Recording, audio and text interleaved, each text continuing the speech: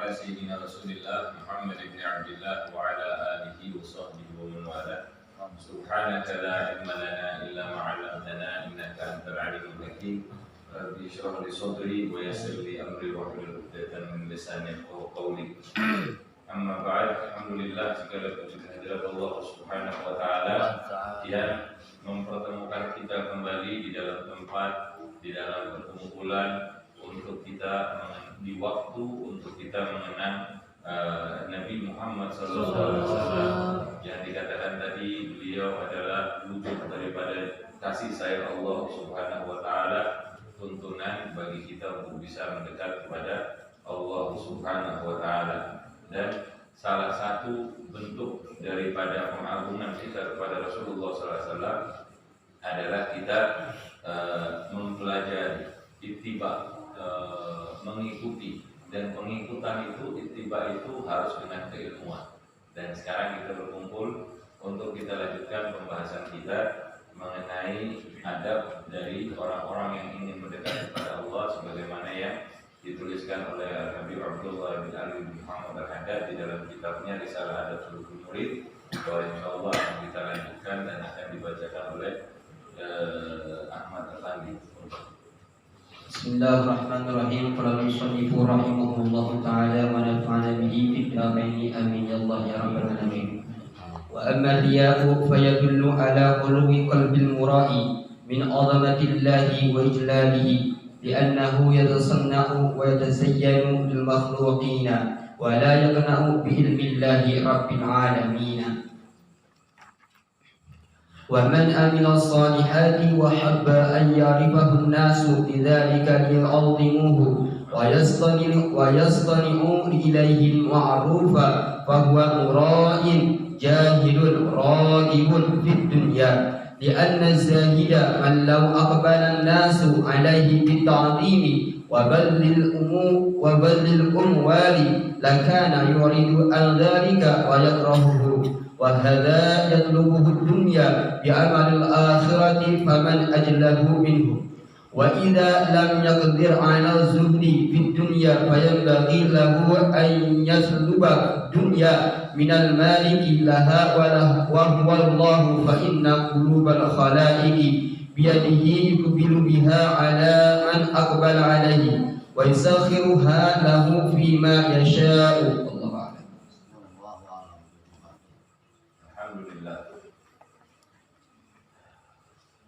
Alhamdulillah.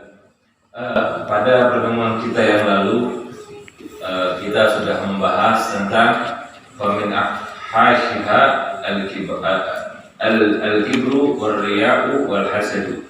Pada pertemuan kita yang lalu kita sudah membahas tentang famin ahashiha, termasuk maksiat hati yang paling keji itu adalah al-kibru. Yang pertama kibr, sombong. Kemarin kita sudah membahas tentang sombong, bagaimana tercelanya perilaku sombong. Di mana kita mau sombong kalau sesuatu itu hakikatnya bukan milik kita.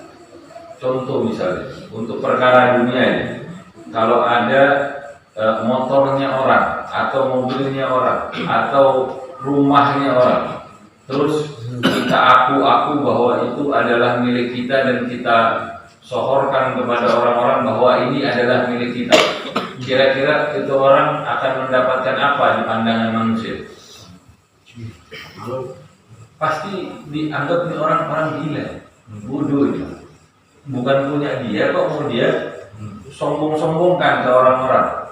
Hakikatnya milik kita itu juga begitu. Ilmu kita itu Allah yang kasih, harta kita Allah yang kasih, kemampuan kita, kekuatan kita semua Allah yang kasih. Apapun sebut yang ada di dalam diri kita yang mau kita sombongin ke orang, semua yang ada pada diri kita semua adalah pemberian Allah. Maka bagaimana kita mau ngomongin sama orang lain bahwa itu adalah hasil daripada usaha kita? Ya, nggak mungkin. Kalau orang itu berakal, nggak mungkin dia mau menyombongkan dirinya di hadapan makhluk Allah Subhanahu wa taala. Apa itu orang nggak takut? Ntar yang punya bakal ngambil. Minta kalau kita sombong itu kekuatan kita, diambil kekuatan kita, dikasih sakit, diam. Harta kita yang banyak diambil sama Allah, tiba-tiba bagaimana keadaan kita? Ya, makanya salah satu yang pertama yang paling keji adalah sifat sombong. Kemudian dilanjutkan wa amr riya, yang kedua adalah sifat riya. Kan tadi dibilang sombong, riya, sama satu lagi hasad. Ya, yang sombong sudah kita bahas, sekarang kita akan membahas tentang riya. Ini kalau dibacakan sama-sama nih, kita introspeksi diri kita. Nggak usah menilai orang lain, nggak usah menilai perilaku dia ini kayaknya riya. Nggak usah. Ada apa kita mau menilai perilaku orang? Nggak perlu. Ini kita baca untuk kita introspeksi diri kita, karena yang mau mendekat kepada Allah kita. Orang lain urusan orang sendiri-sendiri. Ya. Wa amr riya, sedangkan riya, apa itu riya? Riya itu adalah berbuat sesuatu bukan karena Allah, tapi karena mengharapkan pandangan daripada makhluknya Allah. Ya. Riya itu adalah berbuat sesuatu karena makhluk, bukan karena Allah. Wa amr riya, sedangkan riya itu menunjukkan kosongnya hati si penyandang sifat riya itu dari keagungan Allah dan kebesaran. Kenapa bisa begitu? Karena dia berbuat, dia menghiasi perbuatannya, amalnya, segala macam yang dia lakukan itu untuk makhluk. Dia nggak merasa cukup dengan pandangannya Allah, dengan pengetahuannya Allah Subhanahu wa Ta'ala. Orang yang memandang, yang memiliki sifat riya itu dia nggak merasa cukup dengan pengetahuan Allah, dengan pandangan Allah. Padahal Allah yang maha tahu, Allah yang maha melihat tentang kualitas ibadah dari yang kita lakukan. Orang lain melihat cuma zahirnya aja. Kalau tampaknya bagus, orang melihatnya bagus. Tapi hatinya siapa yang tahu? Manusia ini, kalau dia punya sifat riya, dia ingin menunjukkan kepada orang lain bahwa dirinya memiliki kelebihan. Padahal Allah memperhatikan dia. Di dalam ayat Allah sebutkan, tidaklah aku ciptakan jin dan manusia kecuali untuk beribadah kepada Allah. Maka harusnya kita menghiasi ibadah kita, kita hiasi seluruh perbuatan kita untuk mendapat pandangannya Allah, bukan pandangan makhluk. Apakah cukup Allah melihat kita, Allah yang menjadi penilai kita? Padahal Allah kalau melihat kekurangan kita, kesalahan kita, Allah rela untuk menambahnya, Allah rela untuk memaafkan. Sedangkan makhluk, ada apa kita mengharap dari makhluk? Bahkan sekelas para nabi, Nabi Adam, Nabi Ibrahim, Nabi Musa, Nabi Isa, para nabi-nabi itu di hari kiamat ketika dimintai pertolongannya, mereka mengatakan nafsi, sendiri-sendiri dah, sendiri-sendiri. Nggak ada yang bisa kecuali Nabi Muhammad SAW. Dan kita ini berhias untuk Allah apa untuk makhluk? Cukupkan diri kita terhadap penglihatannya Allah, terhadap pengetahuan Allah dari apa-apa yang kita lakukan. Manusia mudah untuk tertipu.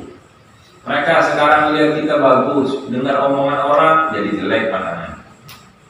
Mereka melihat kita jelek, dengar omongan orang bisa jadi bagus. Manusia begitu pandangannya, kadang begini, kadang begitu, berubah-ubah. Tapi Allah Subhanahu wa Ta'ala pandangannya tak tetap. Allah melihat bukan melihat fisik, yang Allah lihat adalah niat. Kekurangan kita, usaha kita lemah. Kita ini hamba Allah yang lemah. Kita cuma bisa melakukan sedikit, tapi kita punya niat yang besar. Allah melihat. Allah yang akan membesarkan pahala kita. Amin. Insya Allah.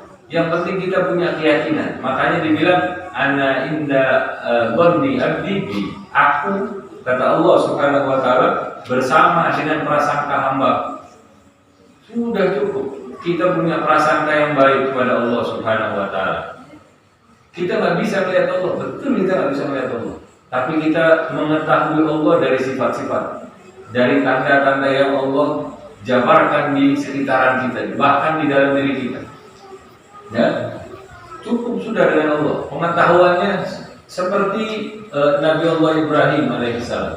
Ketika beliau dilemparkan oleh Namrud melalui manjani. Manjani itu ketapel yang melempar manusia. Ketika berada di udara, ini waktunya cepat ya. Waktu beliau berada di udara, turun malaikat Jibril. Ya Ibrahim, Khalilullah, ada nggak yang ente mau minta sekarang? Kata Nabi Allah Ibrahim, kalau dari ente enggak. Kalau dari Allah, Allah udah tahu keadaan saya. Sampai segitunya, enggak mengharapkan apa-apa dari orang. Wala dari Jibril alaihissalam. Yang dia yakini Allah mengetahui keadaannya pada saat itu. Makanya di dalam salah satu qasidahnya juga Abdul Al-Haddad menuliskan kafani ilmu Rabbi. Cukup bagiku pengetahuan Allah kepadaku. Udah itu penyerahan paling luar biasa seorang makhluk kepada sang Khalik. Cukup dengan pengetahuan Allah Subhanahu wa taala. Siapa orang beramal soleh dan ingin supaya manusia tahu tentang amalnya tadi itu, supaya apa? Supaya dia dimuliakan dan supaya orang berbuat baik kembali kepada dirinya, maka dia adalah penyandang sifat riya yang bodoh. Karena dia menginginkan dunia yang kecil. Di awal pembahasan kitab ini, Habib Abdullah Al-Haddad telah mengutip satu ayat Al-Quran. Man kana yuridul ajilata ajjalna lahu fiha. Siapa orang yang menginginkan sesuatu yang segera, yaitu dunia.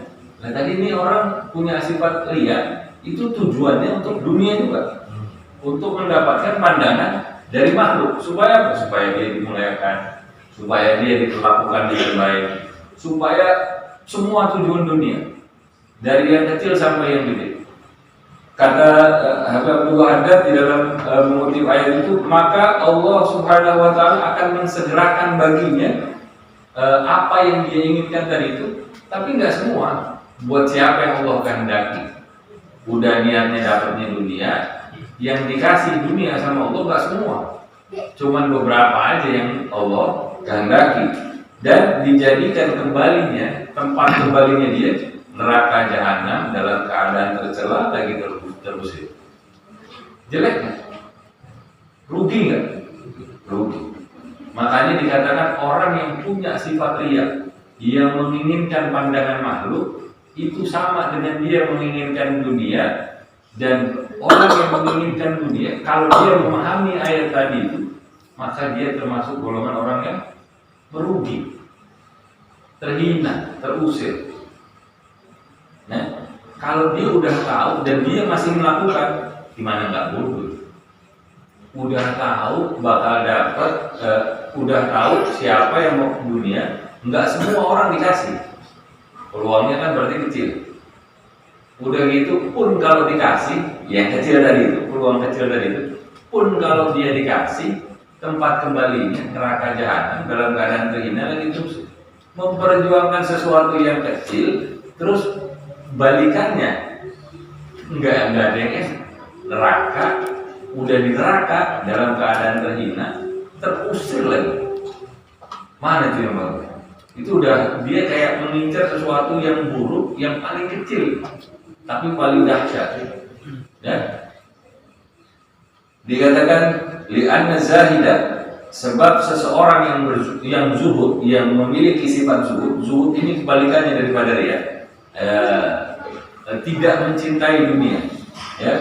Li'anna zahida, sedangkan seseorang yang zuhud, yaitu tidak cinta dunia, itu sifatnya lau aqbala nasu, kalau manusia itu menuju kepadanya, alaihi bita'zim, kepadanya dengan sifat pengagungan. Orang datang sama dia, mengagung-agungkan diri dia dan mengorbankan hartanya buat dia. Ini kalau orang yang zuhud, maka orang itu akan menolak dan membenci. Gak demen dia. Dielulukan, kemudian diagung-agungkan, kemudian mendapatkan harta dari orang-orang yang seperti itu. Orang yang zuhud nggak mau begitu. Ini kebalikannya orang riya. Kalau orang riya, yang dikejar yang begitu ada mah. Orang ini yang orang-orang yang riya tadi itu maksudnya adalah orang-orang yang mencari dunia dengan amal akhirat. Dia jual agamanya, dia jual pengetahuannya, dia jual keyakinannya kepada Allah Subhanahu wa taala demi untuk urusan dunia. Ini kalau udah begini, padahal tadi di awal kitab dulu tuh kita juga udah pernah bahas, orang yang begini ini ada nggak yang lebih bodoh dari orang ini? Kita kalau dagang rugi, ya normal, kadang ada ruginya sedikit-sedikit. Bangkrut juga mungkin masih normal. Ada orang yang berdagang mati-matian bangkrut. Ada. Tapi ini udah dagang yang dia tuju bukan keuntungan tapi kerugian. Udah gitu rugi nih. Tapi dia tetap dapat kerugiannya. Wah, ini luar biasa begini. Terus gimana kita? Kita dibilang jika tidak dapat berzuhud terhadap dunia, maka seharusnya kita ini nggak bisa zuhud sama dunia. Kadang kita masih punya tujuan-tujuan kepada dunia, maka seharusnya kita cari dunia itu dari penguasanya. Kita nggak bisa ninggalin dunia hanya untuk menuju kepada Allah Subhanahu wa taala. Belum bisa saya lihat. Iya sama, saya juga belum bisa. Terus gimana dong? Apa kita nggak boleh kejar dunia? Boleh kejar dunia, kejar dunia. Tapi minta dari yang penguasanya dunia. Siap? Minta sama Allah. Perbaiki hubungan kita sama Allah. Dunia bisa didapat. Tapi pentingnya kuncinya mintanya sama Allah. Lakukan dengan cara sesuai dengan kehendak Allah, sesuai dengan syariatnya Rasulullah SAW. Hati seorang makhluk ketika dia terpaut dengan Allah Subhanahu wa taala, dengan zat yang dunia itu berada di dalam genggaman tangannya, maksudnya di dalam kekuasaannya Allah Subhanahu wa taala. Hati seseorang yang terikat, dia akan menghadapkan dirinya kepada Allah. Ya. Kalau dia mau punya tujuan dunia, tapi dia hadapkan dulu dirinya kepada Allah. Nanti suatu saat tujuannya dia itu akan berubah. Tinggal perbaiki aja hubungan kita sama Allah Subhanahu wa taala. Walaupun kita punya tujuan dunia, perbaiki dulu tujuan sama Allah. Ntar kita dapat dunia nggak? Dapat dunia, pasti dapat. Pasti lah. Tinggal gimana kita yakinnya nih. Orang tadi dibilang turbunya stajib laku. Kalau kita minta sama Allah, pasti dikabul sama Allah. Pasti dikabul. Stajib laku. Pasti dikabul sama Allah. Tinggal kitanya mau sabar apa enggak. Kita mau sabar apa enggak. Kalau kita minta dunia, kan dunia jelek. Masa mintanya urusan dunia? Iya enggak apa. Kita punya tujuan nih masih dunia nih, tapi mintanya sama Allah. Lama-lama kita minta sama Allah, ini dunia nggak bakalan berharga lagi buat kita. Jadi jangan tiba-tiba dia dimatikan, tapi kita nggak punya jalan keluar. Enggak. Nah ini juga salah satu metode untuk berdakwah. Kalau ada sesuatu yang buruk, jangan tiba-tiba langsung dimatikan. Boleh jadi dia tobat, boleh jadi dia kembali kepada Allah.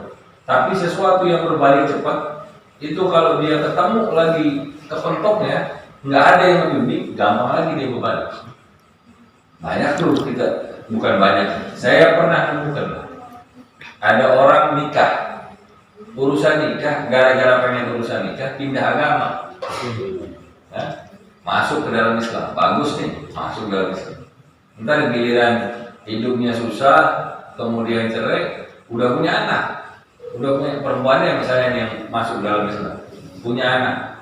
Hidupnya susah, tujuannya bukan karena Allah, urusannya karena dunia nih, urusannya gara-gara mau nikah. Cerai, si perempuan itu membawa anaknya, dia balik lagi ke agama. Banyak nggak tuh? Ada nggak tuh terjadi? Ada. Ya. Jangan langsung seperti itu lah, maksud saya. Tapi biarin dulu, ini urusannya dunia, pelan-pelan. pelan-pelan. Urusannya dunia, ya nggak apa-apa ente minta dunia, tapi minta sama Allah. Ente punya tujuan urusan apa? Mau sekolah bagus, mau kerjaan yang bagus, mau gaji yang gede, mau harta yang melimpah, boleh. Jangan dipatahkan, biarin aja. Tapi minta sama Allah Subhanahu wa Ta'ala. Dulu ada satu kisah, saya lupa detail nama-namanya, tapi ada satu perempuan soleha di kota Damaskus di Syria. Itu ada satu pencuri yang dikejar-kejar sama orang dan dia menyelamatkan dirinya. Dia masuk ke dalam kamarnya si perempuan soleha ini, sampai dia pikiran untuk melakukan satu hal yang buruk. Kata si perempuan tadi ini, jangan, ini saya orang yang jaga kehormatan. Kalau ente mau zuat, kalau ente mau nikah, anak mau. Yang benar, saya ini pencuri. Iya nggak apa-apa. Ente pencuri nggak apa-apa, nggak apa-apa. Saya mau, tapi saya punya satu syarat. Apa itu? Ente sholat 40 hari 5 waktu di masjid. Mau nggak? Cuma begitu aja. Iya, cuma begitu aja. Ya akhir, ente jaga omongan ente. Dia bilang saya wanita yang menjaga kehormatan saya. Akhirnya dia lakukan kegiatan itu. 40 hari 5 waktu sholat berjamaah. Hari pertama, hari kedua dia masih kepengen untuk urusannya zuat, nikah. Tapi lama kelamaan seiring waktu berjalan, niatannya dia udah berubah. Karena dia mulai Allah percikan rahmat di dalam hatinya. Dia mulai merasakan kenikmatan ketika dia beribadah. Akhirnya berlalu 40 hari ditunggu-tunggu sama ini perempuan, kok nggak ada? Dicari ke masjid. Dia bilang ini udah lewat 40 hari. Ente melakukan nggak apa yang dipersyaratkan? Dia bilang anak lakukan. Terus kenapa ente nggak rumah melamar anak ke orang tua? Dia bilang saya udah nggak ada hajat lagi untuk urusan begitu. Sekarang tujuan saya hanya kepada Allah Subhanahu wa Ta'ala. Nah, ini begitu juga seperti itu. Kalau mau cari dunia, kita belum bisa tinggal di dunia. Iya, emang kita nggak bisa tinggal di dunia. Ya udah, minta sama yang punya. Minta sama Allah Subhanahu wa Ta'ala. Karena dikatakan sesungguhnya hati setiap makhluk ada di dalam kekuasaan Allah Subhanahu wa Ta'ala. Dan dia Allah Subhanahu wa Ta'ala akan menghadapkan dunia kepada siapa orang yang menghadapkan dirinya kepada Allah Subhanahu wa Ta'ala. Dan Allah akan memudahkan bagi orang tersebut sesuai dengan apa yang dikehendaki. Makanya di dalam riwayat itu disebutkan yang maknanya, wahai dunia, kalau ada orang yang berebut nyari ente, jadikan dia budak ente. Tapi Allah juga berfirman, wahai dunia, jadilah engkau budak bagi mereka yang mencariku, kata Allah Subhanahu. Tinggal kitanya yakin apa enggak. Kalau kita mau dapat kenikmatan dunia, apalagi akhirat, hadapkan diri kita kepada Allah Subhanahu wa Ta'ala. Kurangi, minimalisir. Kalau bisa malah dinolin sifat riya, mengharapkan pandangan makhluk. Boleh kita berhias, boleh berhias. Tujuannya apa? Tujuannya adalah Allah Subhanahu wa Ta'ala. Boleh kita kaya, boleh kita punya rumah gedung, boleh. Kendaraan mewah, boleh. Tanah yang gede, boleh. Sawah yang luas, boleh. Semua boleh.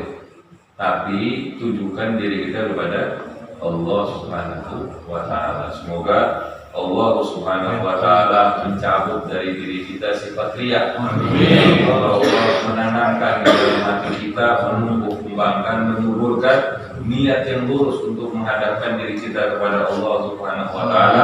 Semoga Allah memudahkan bagi diri kita dan menjadikan dunia sebagai pengikut bagi kita, bukan kita yang menjadi budak dunia. Dan semoga dengan itu kita diwafatkan oleh Allah Subhanahu wa Ta'ala, wafat kita semua dalam keadaan husnul khatimah. Kita dikumpulkan kelak bersama dengan Rasulullah SAW di dalam surga Firdausil A'la tanpa didahului hisab, tanpa didahului fitnah.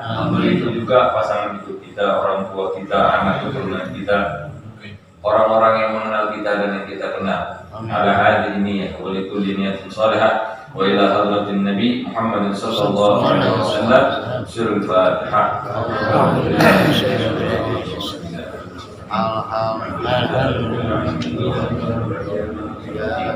إياك نعبد وإياك نستعين اهدنا الصراط المستقيم صراط الذين أنعمت عليهم غير المغضوب عليهم ولا الضالين. يا ربنا تركنا بأننا تركنا وأننا أشرفنا على رضا أشرفنا فتب علينا توبة تغسل لكل حوبة واستر لنا عوراتي وآمن روعاتي واغفر لوالدينا ربي ومولودينا والأهل والإخوان وسائر الخلان وكل ذي محبة أو جيرة أو صحبة والمسلمين أجمعين. آمين يا رب الرحمن. فضلا وجودا منا لا باكتساب منا بالمصطفى رسولي نهضى بكل سور. صلى وسلم ربي عليه عند حمدي وآله وصحبه عبادة في الصحب والحمد لله بالبر والتناهي. سبحانك اللهم وبحمدك asyhadu an la ilaha illa anta astaghfiruka wa atubu ilaik. Kurang lebihnya dari saya mohon maaf. Wassalamualaikum warahmatullahi wabarakatuh. Waalaikumsalam.